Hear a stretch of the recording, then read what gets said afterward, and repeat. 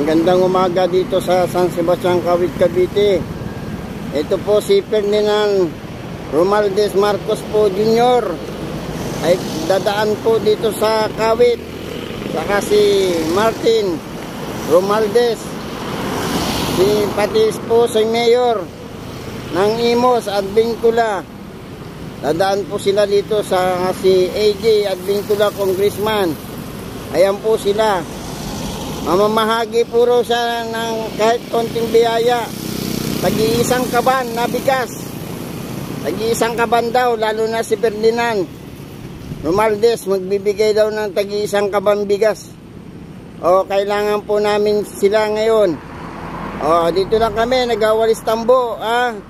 Madaanan man lang kami.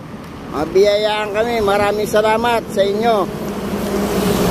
Magandang umaga po sa inyong lahat yan. O.